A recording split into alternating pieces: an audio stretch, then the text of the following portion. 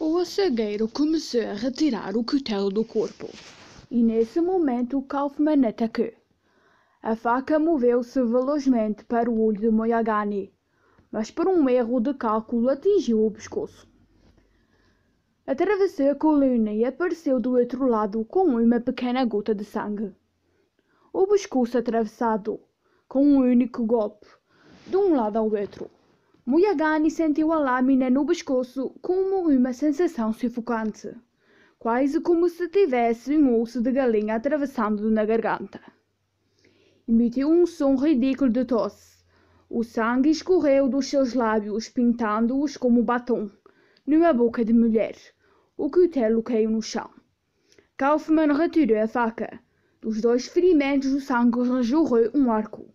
Moyagani caiu de joelhos, olhando para a faca que o havia matado. O homenzinho o observava passivamente. Dizia alguma coisa, mas Moyagani estava surdo para as palavras, como se estivesse embaixo d'água.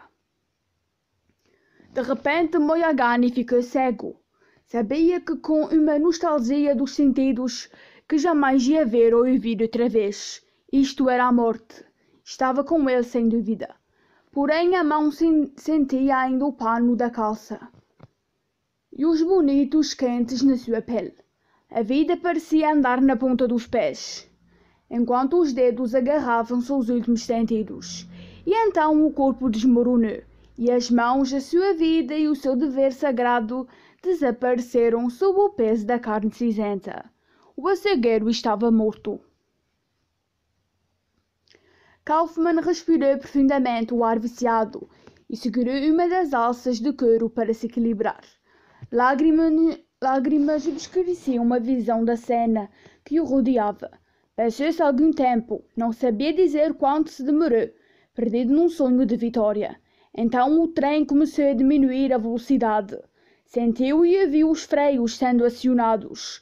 Os corpos dependurados foram lançados para a frente, quando o trem deslizou, diminuindo a marcha, as rodas guinchando nos trilhos suados e pegajosos.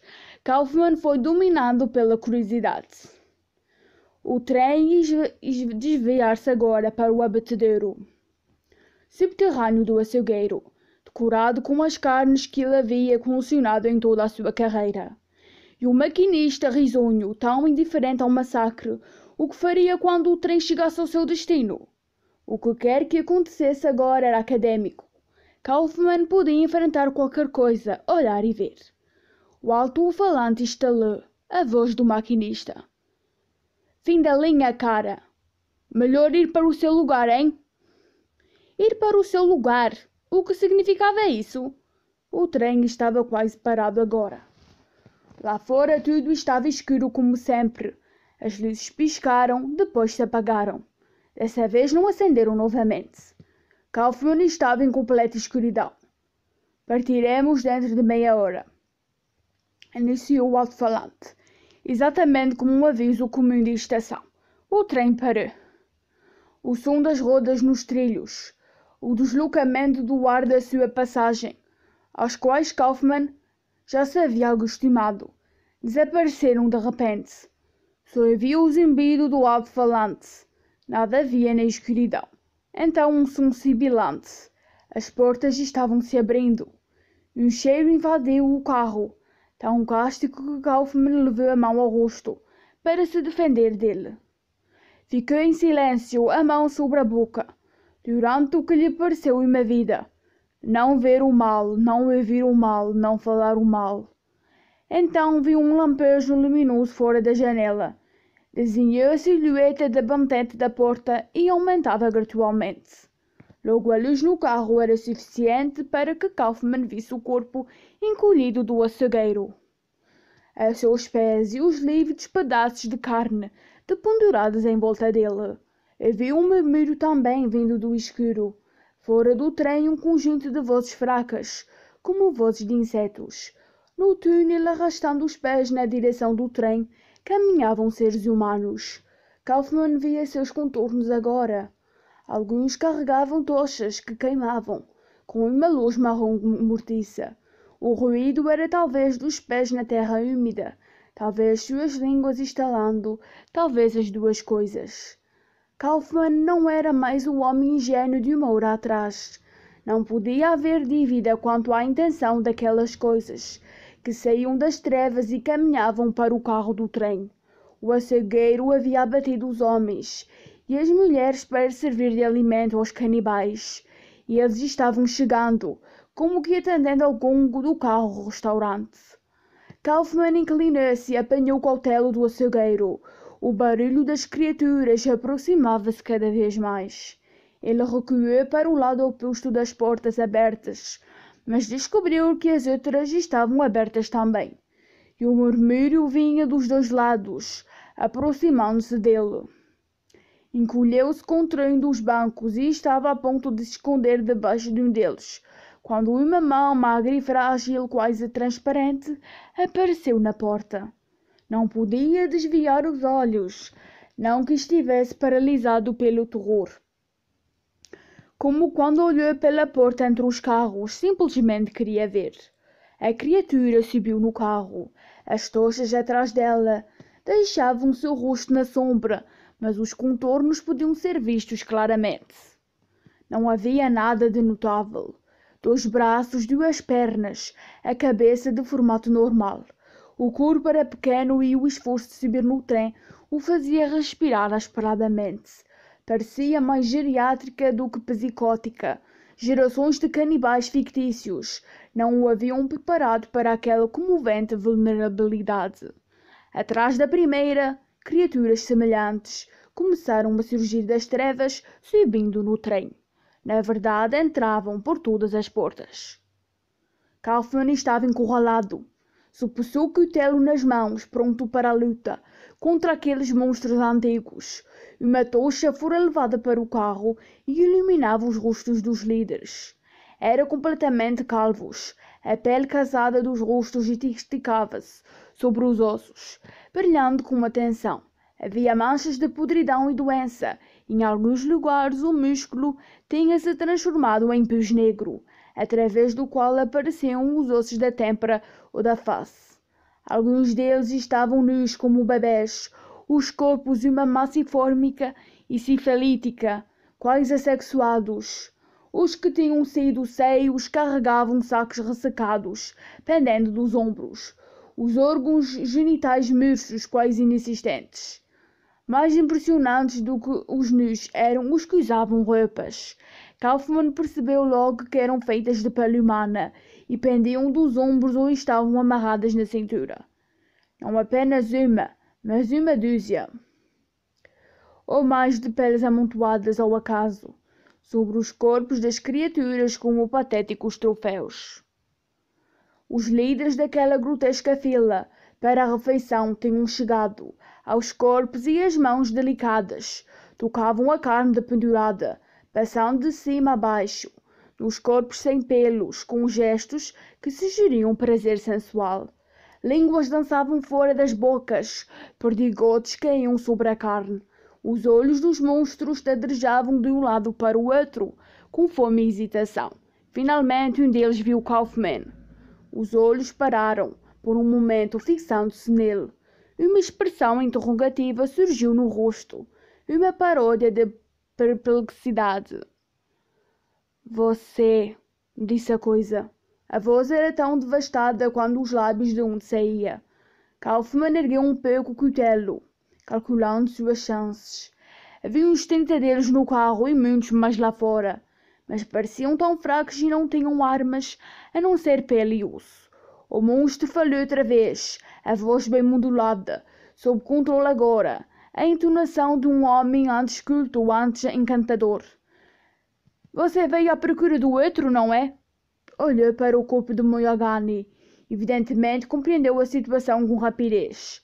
Ele já estava muito velho, disse a criatura, os olhos lacrimejantes postos mais uma vez em Kaufman, estudando cuidadosamente. Foda-se, disse Kaufman. A criatura tentou um sorriso irônico, mas a técnica estava quase esquecida, e o resultado foi uma careta, expondo os dentes sistematicamente limados em ponta. Agora será você quem terá de fazer isto para nós, disse o monstro, com seu sorriso bestial. Não podemos sobreviver sem comida. A mão deu pancadinhas na nádega de carne humana. Kaufman não tinha resposta para aquela ideia. Olhou com repugnância para as unhas que deslizavam entre as nádegas, sentindo um músculo tenro. Isto nos repugna tanto quanto a você, disse a criatura. Mas somos obrigados a comer esta carne. Do contrário, morreremos. Deus sabe que não gosto dela. Mas a coisa estava babando. Kaufman conseguiu falar afinal. Sua voz saiu fraca, mas por uma confusão de sentimentos do que por medo. O que são vocês? Lembrou-se do homem barbado na lanchonete. São algum tipo de acidente? Somos os patriarcas da cidade, disse a coisa. Bem como as mães, as filhas e os filhos. Os construtores, os legisladores, nós fizemos esta cidade. Nova York? Perguntou Kaufman. O Palácio das Delícias? Antes de você nascer, antes do nascimento de qualquer pessoa viva. Enquanto falava, a criatura passava as unhas sob a pele do corpo aberto, soltando a fina camada elástica do músculo apetitoso. Atrás de Kaufman, as outras criaturas estavam tirando os corpos das alças, as mãos acariciando com prazer os seios macios e os flancos. Eles também começavam a esfolar os corpos. Você nos trará mais, disse o primeiro. Mais carne para nós. O outro fornecedor estava fraco. Kaufman olhou para o monstro incrédulo. Eu? Disse ele. Alimentar vocês? O que pensa que sou? Deve fazer por nós e para os mais velhos do que nós, para aqueles de antes de a cidade ser imaginada, quando a América era só florestas e desertos. A mão frágil fez um gesto, apontando para fora do trem. Kaufman acompanhou com os olhos a direção apontada. Havia alguma coisa na escuridão que ele não vira antes, muito maior do que qualquer ser humano. O bando de criaturas abriu um espaço para que ele pudesse examinar melhor o que estava lá fora, mas seus pés não se moveram. Ande! Disse o patriarca. Kaufman pensou na cidade que tinha amado. Seriam aqueles realmente seus antigos fundadores, seus filósofos, seus criadores? Tinha que acreditar. Talvez houvesse pessoas na superfície, burocráticas, políticos, todo o tipo de autoridade, que conheciam esse terrível segredo e cujas vidas eram dedicadas à preservação daquela coisa abominável, alimentando as criaturas, como os selvagens ofereciam ovelhas aos deuses. Havia uma terrível familiaridade naquele ritual. Despertaram uma lembrança, não na mente consciente de Kaufman, mas no outro ego mais profundo, mais antigo. Seus pés, não mais obedecendo à mente, mas à força do instinto para adorar, moveram-se. Atravessou aquele corredor de corpos e saiu do trem. A luz das tochas iluminava agora francamente a escuridão lá fora. O ar parecia sólido e espesso, com o cheiro de terra muito antiga. Mas Kaufman não sentia cheiro algum. Inclinou a cabeça para a frente, o máximo que podia fazer para não desmaiar outra vez. Lá estava, o precursor do homem, o americano original, a quem a terra pertencia antes mesmo dos Pessamodi ou dos Cheyenne. Seus olhos, se é que aquilo tinha olhos, estavam fixos nele. Kaufman estremeceu. Seus dentes bateram uns contra os outros. Ouviu o ruído da anatomia daquela coisa, tiqueteando, estalando, soluçando. Ela fez um pequeno movimento no escuro. O som era apavorante, como uma montanha acomodando-se. O rosto de Kaufman estava erguido para o vulto, e sem pensar no que fazia, sem saber porquê, caiu de joelhos, nem me disse, na frente do patriarca dos patriarcas. Cada dia da sua vida o havia levado para aquele dia, cada movimento apressando-o para aquele instante incalculável de terror sagrado. Se houvesse luz suficiente naquele inferno para ele ver tudo, talvez seu coração, frágil coração, tivesse explodido. Porém, vendo só o que podia ver, sentiu um adejar trêmulo no peito. Era um gigante, sem cabeça ou membros, sem nenhum traço humano, sem nenhum órgão que tivesse sentido. Sem sentidos. Se ele parecia com alguma coisa, era com um cardume de peixes. Milhares de bocas movendo-se em uníssono, brotando, florescendo e murchando ritmicamente. Era iridescente como uma draperola, mas às vezes predominava uma cor mais profunda do que todas as que Kaufmann conhecia e que Jerome sabia. Era tudo que Kaufmann podia ver. Seria mais do que ele desejava ver. Havia muito mais na escuridão bruxelando e estalando. Mas ele não podia olhar mais. Vira-se, e nesse momento uma bola de futebol foi atirada do trem e rolou, parando na frente do patriarca. Não menos ele pensou que era uma bola, até olhar com mais atenção e reconhecer uma cabeça humana, a cabeça do açougueiro. A pele do corpo fora arrancada em tiras. A cabeça cintilava, sangrenta, diante do seu senhor. Kaufmann desviou os olhos e voltou para o trem. Cada parte do seu corpo parecia estar chorando, exceto os olhos.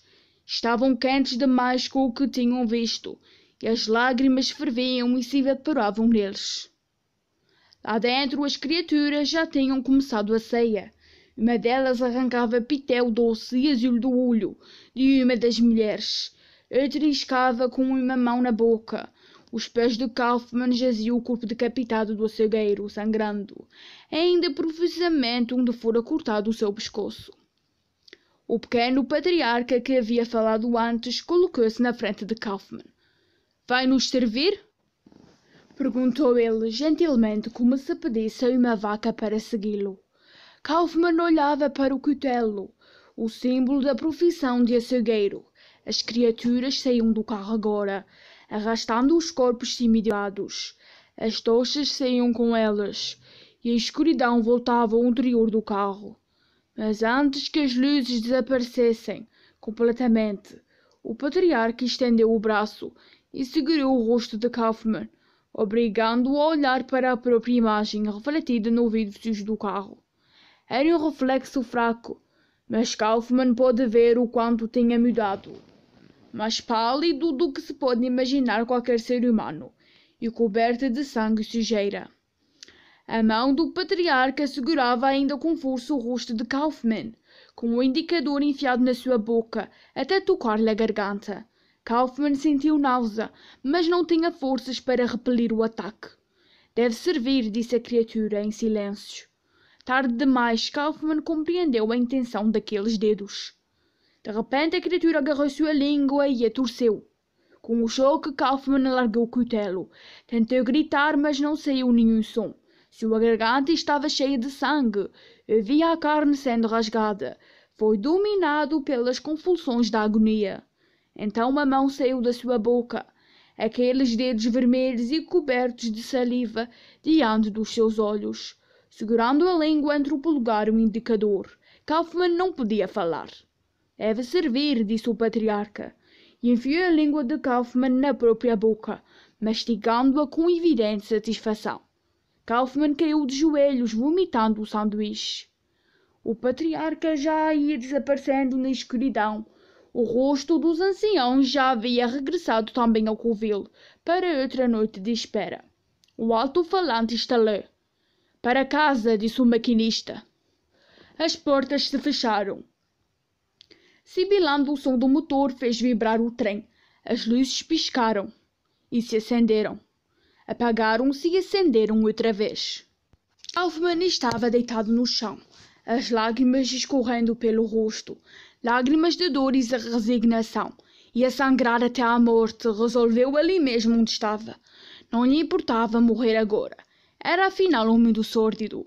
O maquinista o acordou. Kaufmann abriu os olhos. O rosto acima do céu era negro e amistoso. Deu um largo sorriso. Kaufmann tentou dizer alguma coisa, mas sua boca estava zelada com sangue seco. Agitou a cabeça como um retardado que estivesse tentando falar. Conseguiu apenas rosnar. Não estava morto, não tinha sangrado até à morte. O maquinista o ajudou a se ajoelhar, falando como se ele fosse um garoto de 3 anos. Você tem um trabalho a fazer, meu velho. Eles estão satisfeitos com você. O maquinista lambeu as pontas dos dedos e passou-as nos lábios inchados de Kaufman, tentando abri-los. Muito que aprender, muito que aprender. Conduziu Kaufman para fora do trem. Estavam numa estação que ele nunca vira antes. Toda de azulejos brancos, absolutamente imaculada. O nirvana de uma quarta geração. Não havia grafites desfigurando as paredes. Não havia guinchés de passagens, mas também não havia portões nem passageiros. Uma linha onde passava apenas o trem da carne. Uma turma de faxineiros lavava com mangueiras o sangue dos bancos e do chão do trem. Alguém tirava a roupa do corpo do açougueiro, preparando-o para ser despachado para Nova Jersey. Em torno de Kaufman todos trabalhavam. O leque da luz do alvorecer entrava por uma abertura no teto da estação. Partículas de poeira dançavam nos raios de sol, girando e girando. Kaufman olhou para elas, elevado. Não via uma coisa tão bonita desde criança. Linda poeira, girando, girando, girando, girando. O maquinista conseguiu finalmente separar os lábios de Kaufman. A boca estava ferida demais para se mover, mas pelo menos podia respirar com facilidade, e a dor começava a diminuir. O condutor sorriu para ele, depois voltou-se para os homens que trabalhavam na estação. Quero apresentar-lhes o substituto de Moyagane, nosso novo açougueiro, anunciou ele. Os trabalhadores olharam para Kaufman. Havia nos rostos deles uma certa diferença que o agradou. Kaufman olhou para a luz do sol que o envolvia agora. Moveu a cabeça indicando que queria ir para cima, para o ar livre. O maquinista fez um gesto de assentimento e o conduziu por uma escada, depois por um corredor e afinal para fora para a calçada. O dia estava lindo, o céu brilhante sobre Nova York, riscado por filamentos de ruins rosa pálido, e o ar tinha cheiro de manhã. O dia estava lindo, o céu brilhante sobre Nova York, riscado por filamentos de rosa. As ruas e avenidas estavam praticamente vazias. Ao longe um táxi ou outro passava no cruzamento. O motor murmurando em corredor passou no outro lado da rua. Logo aquelas calçadas desertas estariam cheias de gente. A cidade continuava a sua vida, na ignorância do que havia embaixo dela, sem saber ao que devia a sua existência. Sem hesitação, Kaufman caiu de joelhos e beijou o asfalto imundo com os lábios sangrentos, silenciosamente jurando lealdade interna e sua continuação. O Palácio das Delícias recebeu a adoração sem comentários. Fim.